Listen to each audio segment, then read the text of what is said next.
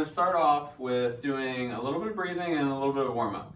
If you want to do the breathing sitting on the couch, if you want to lay on your back, lay on your belly, any of those things are going to be great places to do some breathing. I'll just sit here so you guys can see what's going on, okay? And we're just going to work on being able to breathe into our hands on the side. So we're going to take a nice inhale into the nose. Fill it all up, and you're going to take a long exhale through your mouth.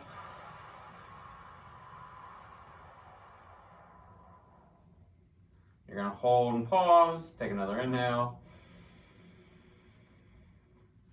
Take a long exhale.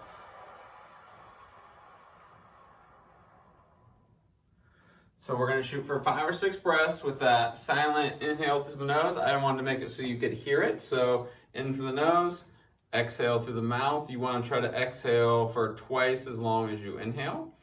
And then after you finish your exhale, I want you to pause and hold. Okay, don't rush your breath cycle. Try to be nice and slow and controlled. After we get that out of the way, we're going to practice moving our neck a little bit, create a little bit of arm tension and kind of pull your hands down to the floor.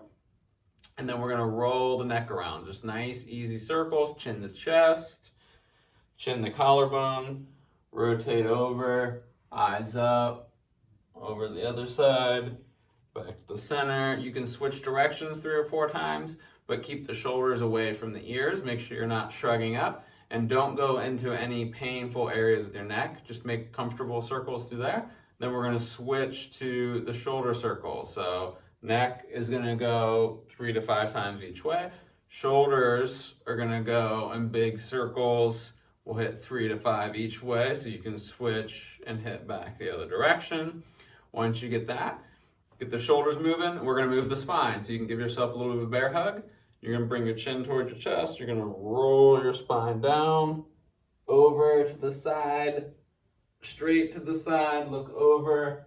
So it's going to do the same action as the neck, but you're just doing it with your spine. Just roll the spine around a little bit, okay?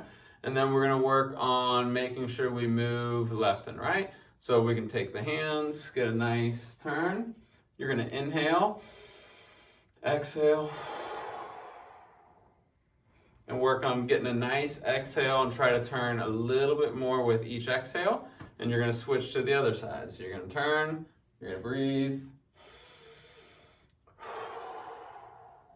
and get 2 or 3 each side. If you're watching yourself and you can see, you want your shoulders to be lined up with each other.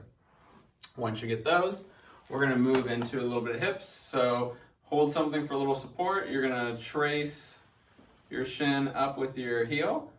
You're going to open the door, keeping your shoulders level. Bring that leg around and behind. It's going to come back up, trace it up. Knees trying to get up nice and high. Open the door, work it around. Try not to rotate your body. We're going to repeat on the other leg. And if you can, stand on one foot for me, and we're going to do some ankle circles. So you're going to move your ankles around in big controlled circles.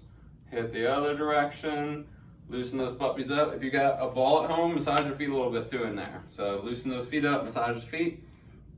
We're going to jump in and get some working out done now. I'm going to go over the exercise with Michelle, and we're going to start with a foundational exercise, and then I'm going to show another version that's going to be a little bit more challenging if you want to start to ramp it up. Once we go through these exercises, you'll be able to just repeat this video, okay?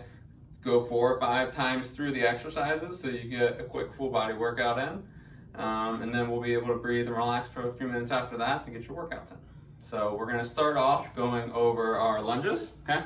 So all we're going to do is coach our lunge. So we're going to be facing the side just like you guys would be able to see. We're going to do just a step back reverse lunge. So the foot's going to come back and then we're going to come back up. So when you're going down, the goal is to go down to the floor, not feel like your momentum is flying backwards, okay?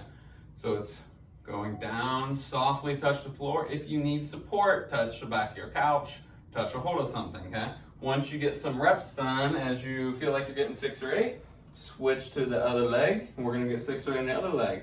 If you need to ramp that up, what you do is you finish those 6 or 8, and then I want you to get down close to the floor, and then hold that position at the end, okay? So if that 6 or 8 on each leg was really easy for you and you don't have any extra weight to hold, we're gonna work on keeping your knee about 2 or 3 inches off the floor and holding that position pretty much for as long as you feel comfortable, somewhere between 20 and 30 seconds, and you're gonna get a nice burn on each leg that way. So that's our reverse lunge. Then we're gonna move into a side plank version, okay? Our first version is having feet lined up with your hips and then lined up with your shoulders above that, okay? So the knees are at about a 50-degree angle, 45-degree angle out in front of you, okay? So you need to make sure the knees are in front of you and you can see them. They shouldn't be in line with the body. We're gonna take the weight from the hips and then the weight is gonna go into the knees, okay? You're gonna hold this little short lever side plank so your knees are bent and on the floor. So we're getting a nice oblique on this bottom side, okay? You're gonna work on holding that for 4 or 5 breaths, and then we would switch that to the other side. If that's challenging enough for you, okay, then you can stick with that for each round. If you need a little bit more, we're gonna straighten out into a nice straight body. Okay. We'll prop everything up. You can modify by having the bottom knee still down. If that's still easy enough, you can reach that other leg through, okay? Making everything straight from head to tailbone and then into the feet. If you want a little bit of extra juice, you can reach that top hand like you're trying to reach for your back pocket and through, okay? And come back open and reach through. Make sure there's no pain or discomfort here. You should come back straight each time. Okay. Once we move from there, we're gonna knock out some single leg RDLs. So again, if you need support to make sure you're not losing your balance, you can touch a couch, a chair, whatever is comfortable. Table works great as well. Okay, so we're gonna single leg RDL. Okay, again, the support can be in front of you, like it is here, or it can be to your side. But you would reach that leg back. The goal here is to make a nice flat body. The heel is reaching long to the wall behind you. Okay, and then you should feel a stretch on the leg that's attached to the floor. Okay, if you do not need any assistance on balance, or if you have a small weight at home, feel free to add that to the hand and just leave that extra balance support out, okay? Again, we're looking for 6 or 8, maybe 10 good reps. When we're not adding as much load as we would at home, then you may need to do a few extra reps as well to make sure that you're feeling like you're getting challenged in that way. And then continue to keep your pace up, okay? Keeping the pace going is going to make you feel like you're working a little harder than taking breaks in between, especially if you use a little bit more weight. Then we're going to work on knocking out some glute bridges, okay? So lots of butt and abs going on here, okay? So we'll be on your back on the floor, okay? So you're going to work on, come back here a little bit now. There you go. Good. Good. So once you're on your back, okay, we're going to be practicing scooping and bridging. Kind of think about each part of your spine coming off the floor one at a time. If you're a lady, your sports bra should be attached to the floor still. If you're a guy, you know where that's at. So, and then what we're gonna do from there is bridge up. See if you can get 20 reps of bridges in. If those feel easy for you, we can work into the single leg where you can stay at the top there, okay? And we'll come all the way up. And then you can march one leg into your chest and back down. We could march the other leg back in, back down, and then take everything back down to the floor. So you can increase resistance by taking away a little bit of stability, but you should feel your glute still doing a lot of that work there if you need to ramp it up. So get 20 of those with marching the leg in. Again, once you get through the glute bridges, repeat the cycle 3, 4, 5 times, keep up the pace, kind of make sure you're challenging yourself as best you can.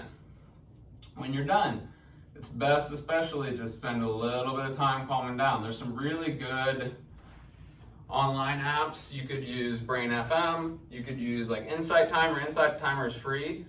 I would suggest grabbing some headphones, plugging it in afterwards, and lay down, and you can set your timer for 10 minutes. Do a quick little 10-minute meditation to relax, calm yourself down, and then be able to get on and keep your immune system high.